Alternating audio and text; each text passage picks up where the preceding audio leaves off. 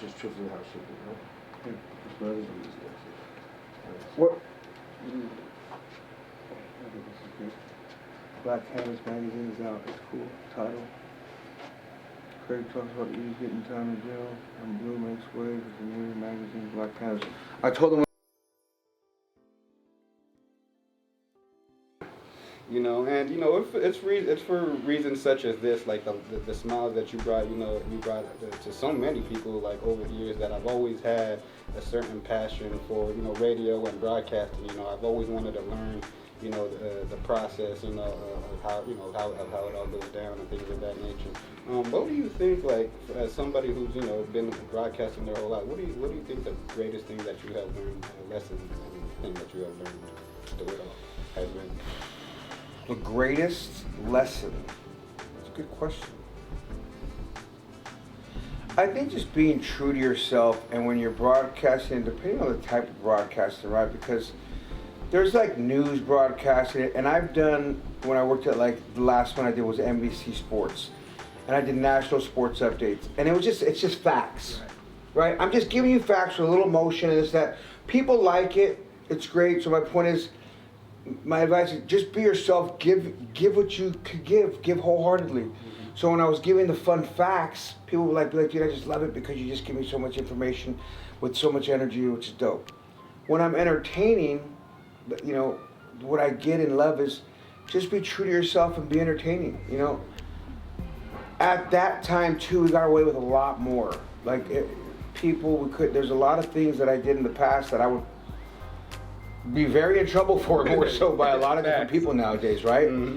So whether it's more sensitivity, whether it's just I was an idiot then, we were all idiots, whatever it is, there's a million different ways to look at it. But my point is, just still being true to yourself and entertaining if you want to entertain, but being willing to take the consequences where the consequences may lay. You know what I mean? Like, I've done things where there's a consequence, Mm-hmm. And I'm not afraid and opposed to saying, damn it, I'm sorry, my bad, mm-hmm. and what the consequences of the consequence.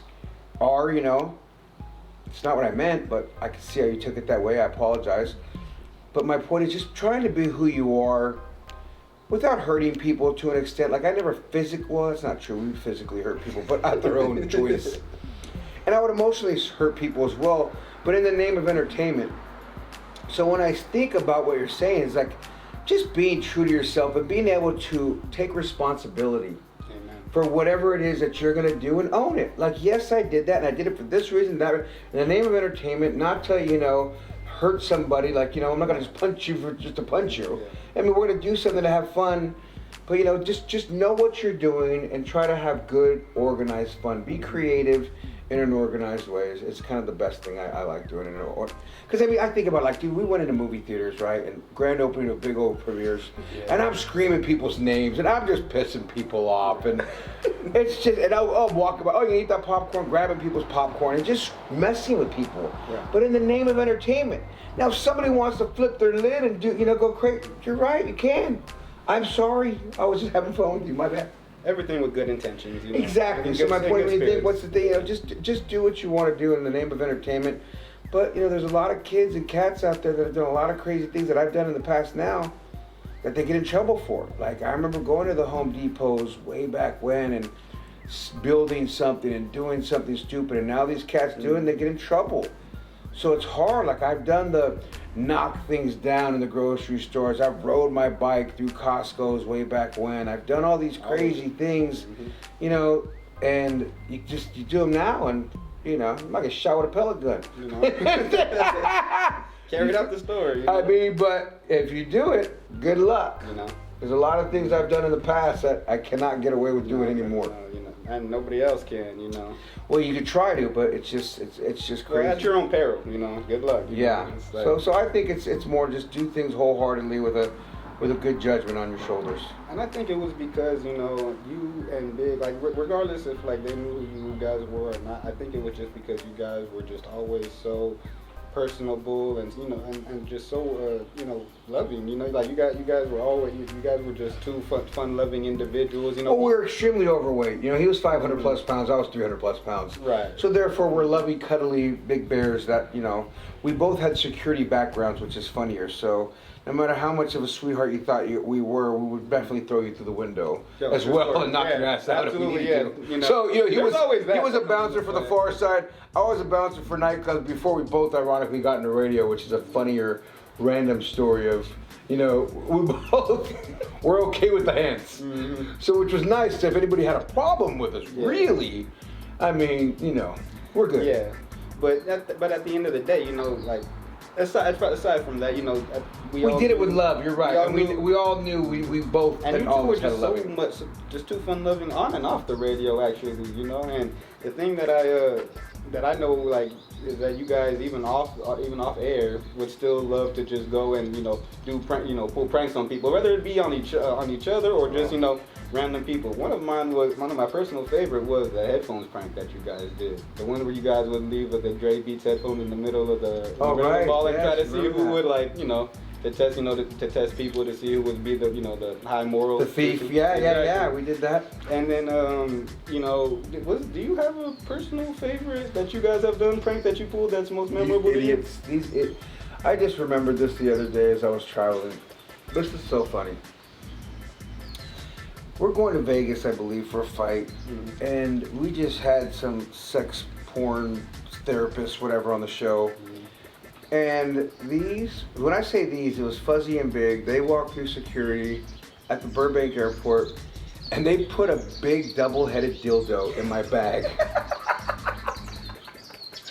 And these fuckers walked through, and they're sitting there with their fat asses chuckling in the corner. There's 400 and 500 pounds chuckling away, and I go walking through and they check my bag. And I can't say I didn't know what it is. It has to be mine. Right. I can't say it's not mine. It's mine. Oh yeah, that's mine. I look over there and I see they're dying laughing.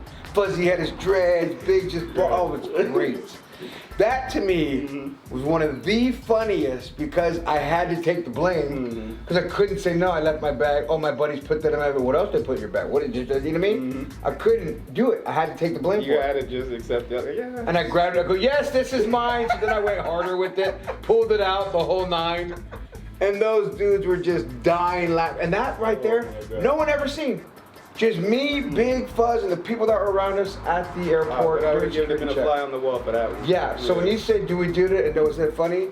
That was a funny one. Here's another funny one that we were at, this was early on when I first met Big, and we were just like testing each other's boundaries. I think it might have been that week I was there too, just for the audition. And I'll never forget, we're at some restaurant, whatever, and he did something where he poured water on me. He did something where he did something with water on me. And I got the pitcher of water, poured the whole pitcher of water on his head. Oh, yeah. And mind you, no cameras, no nothing. We didn't do nothing with nobody. We were just in this restaurant. We made a big old mess. But then, and I don't know my way around LA because I just moved from the Bay. And these fools jump in the car and leave me there. They go, good luck getting back.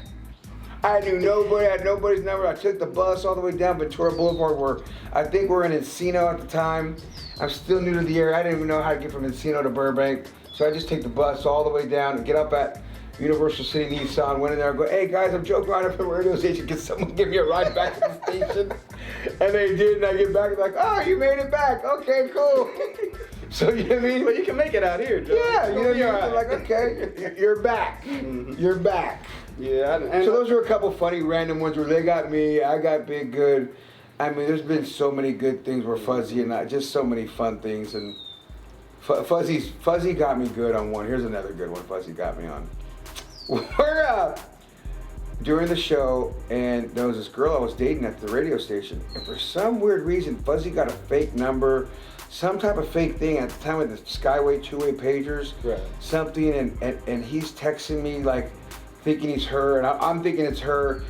And I'll never forget though, he's like, oh, I can't wait to see you, I want to date you. Something to where it got me over that hump of like, she wants to be with me. And I never forget looking at my text going, thank you, Jesus. And he lost it laughing so hard because he sent it to me and he did it. Until this day when we see each other, we go, thank you, Jesus.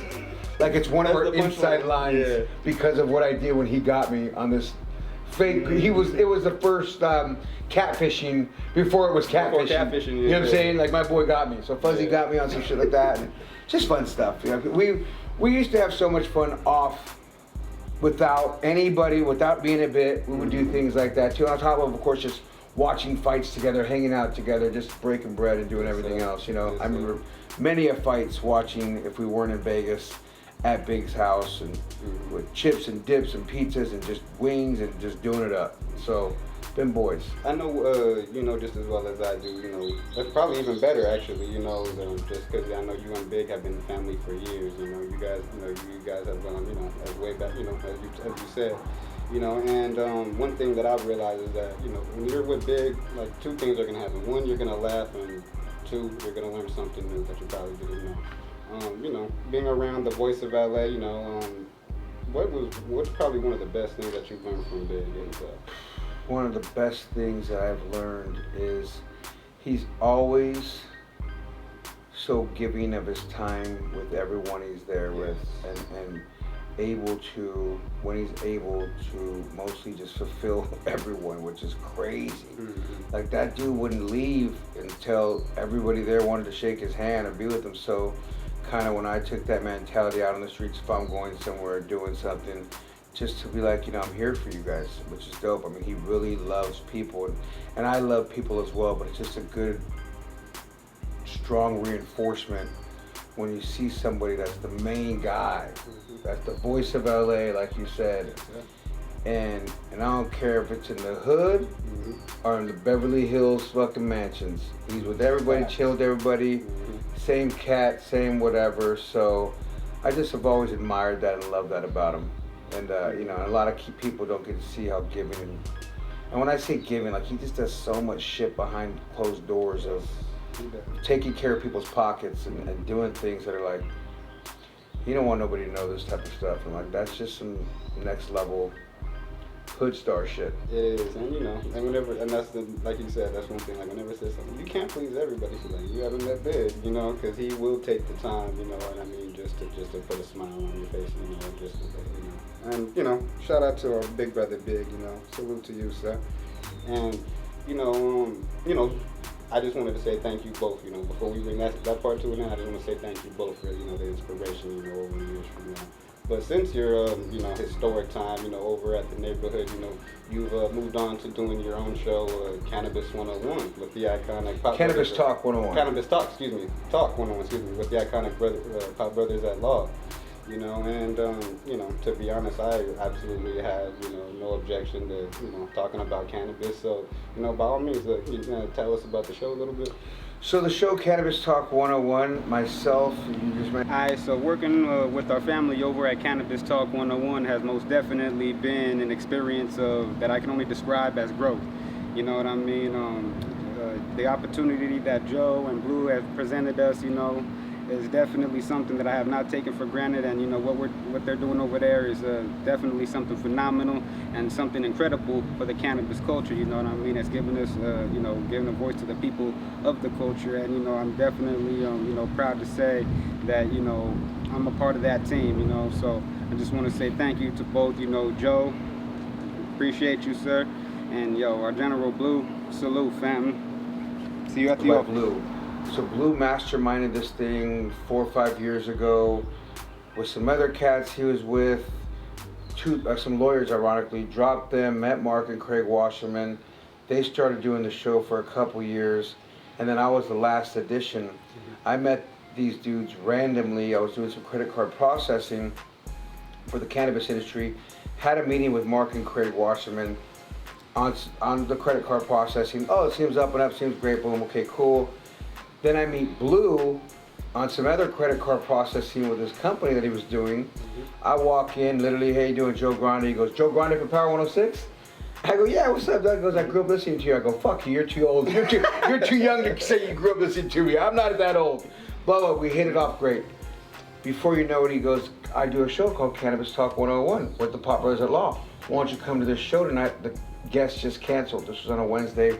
The radio station was 101.5 KOCI or 102.5, whatever, out here in Newport. So I go and I do the show with these guys. They interview me regarding this credit card processing that I'm doing in the cannabis industry. And we hit it off. Like, great. I met Craig before, who's the big brother of the Pop Brothers at Law. I seen him again there at the interview. Mark wasn't there. Craig didn't really know I was, he's the older one, but his wife did. So his wife was like, "Oh my God, that's Joe Grande. You should, you don't know." "Oh, no, Joe Grande, whatever." "Oh, okay, Power 106, cool." He's like, he's 10 years older than me, but he should have known. He's just, whatever. His wife educated him, which was dope. And then Blue, which was funny, is after I did that show with Blue, I pulled him aside in the studio, and for some weird reason, came out my gut, I was like, because at this time, mind you, let me backstory a little bit. I stopped doing NBC Sports because I moved out here to Orange County, and I was driving back and forth to Culver City, and I literally called it hanging up the cleats. I'm not even gonna do radio no more. I'm not gonna do entertainment. I'm done. I'm just gonna be in this sales game and make money. Like, I was making money, I was fine. I mean, I could make money doing anything. You know what I mean? That's how I look at myself. I could hustle doing anything. I'll sell this patio furniture, for God's sake. Get more. Whatever. So I did some insurance, I was doing credit card processing, I'm doing good. I hung up my cleats, so to speak, right? Quit NBC Sports, national, 400 plus radio stations. I'm done. My boss was like, "Are you serious?" I'm like, "Yeah, I think I need to go in a different direction now." And meet with these guys, went in that studio, we're meeting after that interview, and I look at him from hanging up the cleats to going, my gut's turning. I look at him, very vulnerable, going, "Is it weird that I feel like I could help this show out and do something with this show?" Like, I feel it in my bones. Knowing when I say vulnerable, he could look at me and be like, "Thanks, beat it." "No, I don't think that." You know what I mean? He could just crush me. Right. He looked at me, and Lord knows I've heard it from a million people. "Joe, hook me up with Big Boy, I could do this. Joe, hook me up with Ryan Seacrest, I could do that. Joe, hook me up with Bob." Like, you don't got what it takes. You know what I mean? I'm sitting there looking at cats. Nope. Okay, maybe I'll help. And because you don't want to put your name on people's stuff that you don't feel like, they could do it. So, Joe, I want to tell this guy who has a show on the radio with these two lawyers, I could do something with you. If you just kind of listen to my guidance a little bit. Do I sound a little too cocky and arrogant? Maybe, maybe not. I hope not. I hope he listens to what I'm saying, not in a bad way, but like, you guys got something good. I think I just need a little, if we could just do a little tweaks. And he goes, "Dog, I feel it too." And I was like, oh. We talked for like an hour right there then. He goes and talks to the Pop Brothers of Law. We want to bring Joe aboard. Next day, the next week, is where the show's on Wednesdays. "Joe, come back and be a part. We're going to do a show. We're going to interview these two guests and blah, blah, blah." "Okay, cool. We'll let you know who it is coming up to it." That Wednesday, I show up about 30 minutes early, because, what I'm saying, I always like to be early, get ready for the show. Nobody else is there except me and the two guests. No Pop Brothers of Law, no Blue. I call Blue, I say, "Hey, Blue, we're 10 minutes away from the show starting. What's cracking?" "Oh, man, my bad. I had to bounce to Vegas. The Pop Brothers of Law aren't there either?" "No." "Oh, hold on a second. I'll call you right back." Calls me back 5 minutes before the show. "Joe, can you just do the show by yourself?" I said, like, there's two guests here. "Yeah, can you do it?" Like, "I mean, of course I can. Hold on a second. Hey, man, what's your name? What's your company? What do you do? What's your name? What's your company? What you do?" "Cool, let's sit down." We sit down, I do the interview. I killed it. After that show, they go, "Joe, you're part of the show." I'm like, "You mother suckers, boy, you guys put me on the spot." They're like, "It was our test." "Yeah, right. You guys just forgot to show up, right? Period." All of a sudden. Well, yeah. But that right there just ironically becomes a great story, because then they got to see, of course, my experience. I could sit down with anybody and do that. But then once I came aboard, like I said, we made a few tweaks. We added some segments on the show. So now Cannabis Talk 101 has, the older brother Craig Wasserman does Cannabis News. The little brother does When Cannabis Goes Bad, which is like the propaganda stories of, they found, 2 ounces of weed in the glove box, but 4 guns in the back with 20 pounds of coke, but cannabis is the headline. So it's all propaganda bullshit, right? So When Cannabis Goes Bad segment. Blue does a segment called Making Waves. So anybody where it's an influencer, a company that's doing big things, that's just making waves in the cannabis industry, right? So that's what Blue does. And I do a segment called Go Green. So it's a Joe Grande Go Green segment, which companies buying each other, doing big money moves, going to NASDAQ, like, Jay-Z partnering up with Caliva, Jay-Z buying the new such and such property in California, whatever's making money moves and money changes, and to keep your eyes on these different stocks.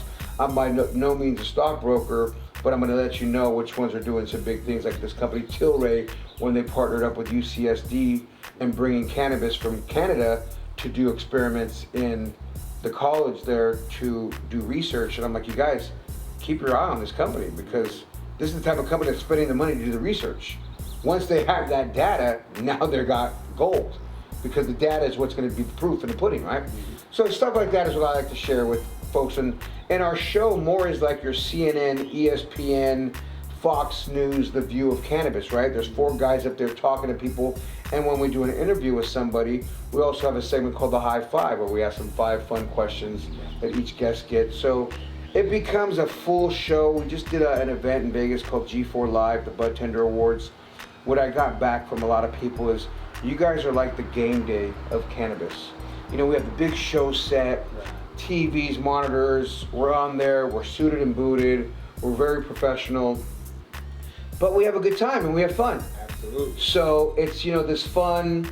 Especially with you on. Yeah, exactly. Especially with me screwing around and having a blast. So it makes it to be very entertaining, very fun. And right now, you know, we're the first cannabis talk show to be signed with iHeartRadio with the helps of Mr. Senior Kurt. Big Boy helped us out with that. Of course. So, you know, Big Boy introduced us to the right people. I came to Big. I was like, Big, once I thought our show was ready, I went to Big and go, Big, this is what I'm doing. And Big knows I'm not putting my hands on my stamp on some bullshit, right? So he's like, Joe thinks it, sees it. Maybe he did his research, introduced me to the president of the company, this person, that person. Before you know it, we're the first cannabis show signed to iHeart. They couldn't have, you know what I'm saying? Anybody better, sir. You know what I'm saying? They couldn't have chosen and now we're heard in 134 different countries, and it's blowing up, getting bigger and bigger every day. Yeah. And, you know, for me personally, you know, cannabis has always played a part in my life for whatever reason.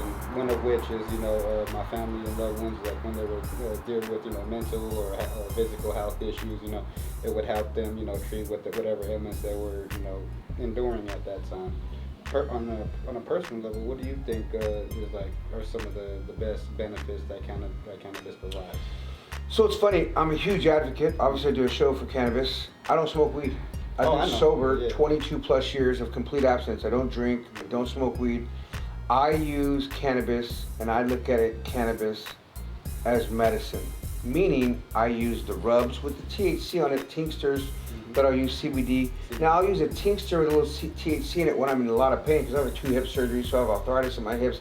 I have a legal handicap placard. So I use cannabis for medicine only. If I'm gonna pop a Vicodin or I need to pop 4 Advils again, I'll use some oils with a little THC in it to help me relieve that pain. And only at night, I think a couple times later in the afternoon I've been hurting real bad, but I'll use the creams with THC. So I'm a complete for it, 100%. I'd rather see somebody smoke a joint than drink a bottle of wine and then hang out, drive, whatever. Like, I look at it as it's all medication. Now, I also look at it though as there's some pendejos who smoke and get all belly in the corner and that, you know, like anything though. Right. And as Mark and Craig Wasserman, the Pot Brothers at Law, pointed out, stupid. So don't blame the cannabis for their stupidity. Exactly. They're just stupid, period.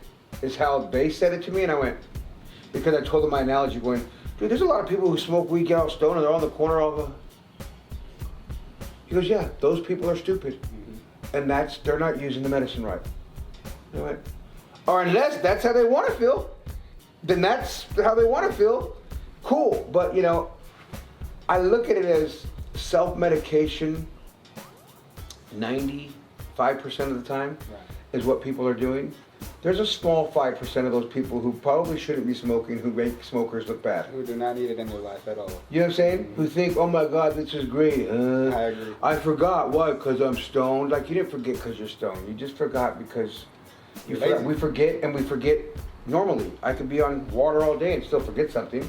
The likelies are not as strong, but when somebody uses that example, it's another thing that I actually hate. Like, I hate when we try to normalize cannabis and then people, you know, normalize the ignorance of the, oh my God, I'm just so high though. I mean, like that song, you know, I was gonna go, but then I got high.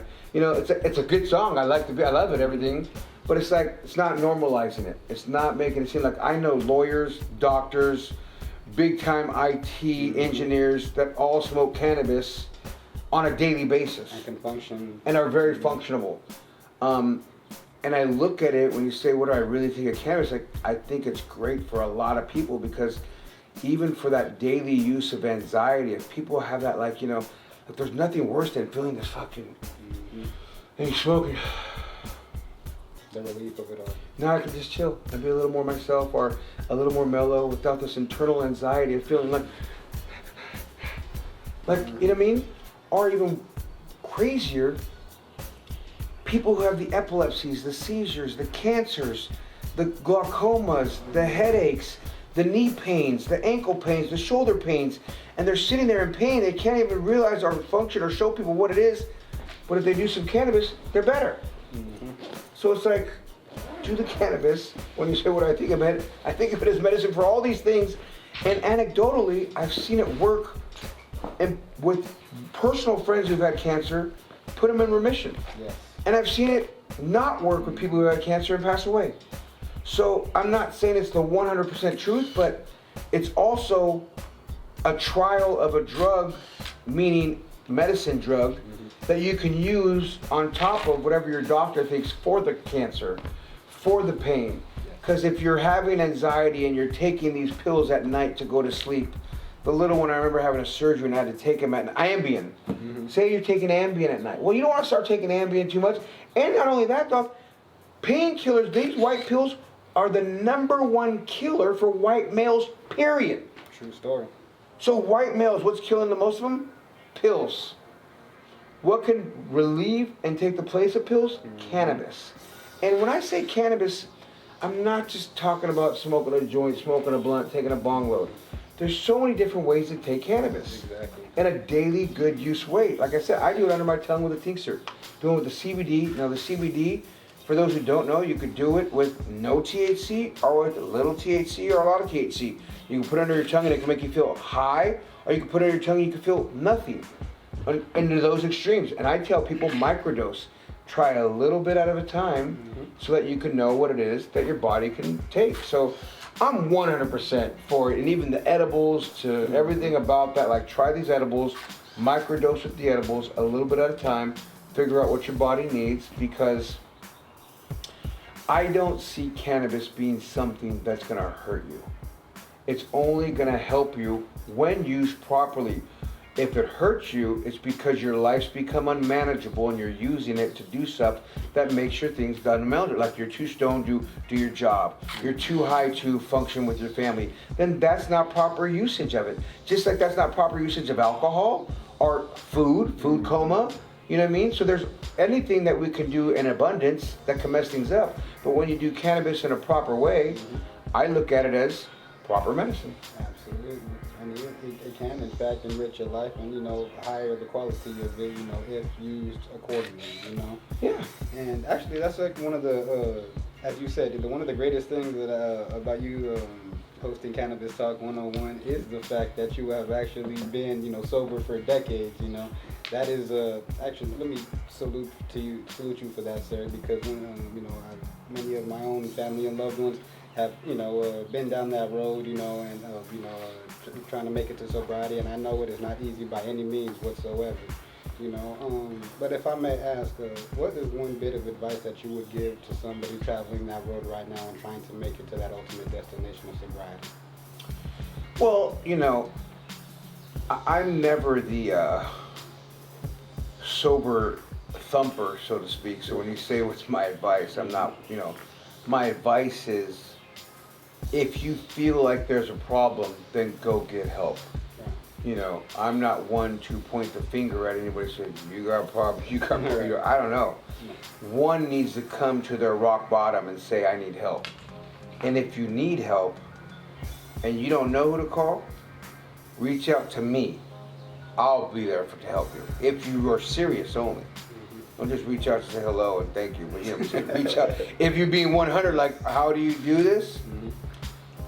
I can easily give back, which was so freely given to me, which is this 12 steps and looking for some sobriety. But like you said and you encountered, it's hard. It's not easy. The odds are against all of us. If it was, then everyone would do it whenever they want to do it, but it's not. So therefore, it becomes a very difficult challenge that's not only day to day, moment to moment, to second, because, you know, I mean, I got weed here, I got alcohol here, I don't have any other hardcore drugs or nothing, but it's there, everywhere, always. So it's a choice that one needs to make one moment at a time. I've been offered a lot of stuff at a lot of different times, and, you know, it's hard. You gotta be strong, you gotta have support. So like I said, or as you ask, you know, what would you recommend someone that's going down that path? Seek help, because to white knuckle it and think you could do it on your own, good luck. There's a lot of free places out there, including myself, that is willing to help somebody. So, you know, if you're looking for help, you have to, first things first, realize you need some help. So identify a problem. I can't fix a problem if I can't identify it. Exactly. So First step is admitting it, right? exactly. Once you can admit you need some help, then you're on your way. You know, and yeah, as you said, so you know, like, because especially those of us who like always have alcohol or weed around us, you know, like, or if we can somehow, you know, say no, you know, that discipline is to be admired, in my opinion, you know, because you know, it's tempting, you know. But just to close this one out, Joe, so I feel like, you know, we've just been living in times as of lately where we're constantly being reminded, you know, how important it is, you know, to give, you know, the love and respect, and, you know, just the metaphorical roses to the ones that we care, you know, the ones that we care about, you know, and just let them know that we appreciate them. And I just want to say to you, so, you know, you have always, you know, been a great human being, a great individual, you know, someone who, you know, literally, whether you knew it or not, brought me and my mom closer together, and I just wanted to say I thank you for that, sir. You know, and I'm just sad that your mom couldn't make it. I know, you know. Moms for good, you know, for good reasons, but I mean, you know. Cheers to moms. How about that? You know, we're praying for you, moms. You know. I love you. But you know, she you know, she just is very interested, as am I. You know, the rest of us. You know, what is next for the legendary Trail Grande from me? Well, you know, God's will is next, as always. As long as I keep God's will first and trying to do and just show up, God will lead me in the right direction. But as far as what I'm showing up for is definitely doing some things right now with Cannabis Talk 101, which are big things that we're doing. We're putting together some amazing events. We're partnered up with this company, G4 Live, who is doing these Bud Tender Awards. We're also partnering up with this company called Connector, who is like connecting all kinds of businesses together. So check out Connector. CALi FX. Cannabis is another company that we're working with, and Skinny Weed, our girl Janae, and also I'm connected and still doing stuff with Big Boy. We're doing some fun stuff that we've already recorded a few things nobody has seen yet, but we got some stuff in the can that's dope. Some old shit that you're talking about, we're doing some of that stuff again. So, you know, you're never too old to have fun, which is dope. At all. So Big and I are back on the road having fun. We've started doing some things. It's just so time consuming, but we've made time to do a few. So that's in the works. But also, you know, and just to show up and be of service. You know, that's my next plan, is to be of service for anybody and anybody, including my family, and of course, family first with everything. As earlier today, I was at the kids' sports and this and that, but, you know, I'm just trying to be of service for people and show up, and God willing, it'll all happen. You know what I mean? So you have Just be prepared for it, and it won't be. I'll take the luck. Don't get me wrong, any luck comes my way, but I'm prepped, ready for it, God willing. You know, and the blessings are going to continue to come to you, Joe. You know, thank you, you know, for your time, and, you know, the nostalgia served me. You know, this means, you know, so much to me, and, you know, I just wanted to say you have my eternal gratitude always, you know. But thank you for your time, and everyone, make sure you turn in to Cannabis Talk 101, and just like that, we're out.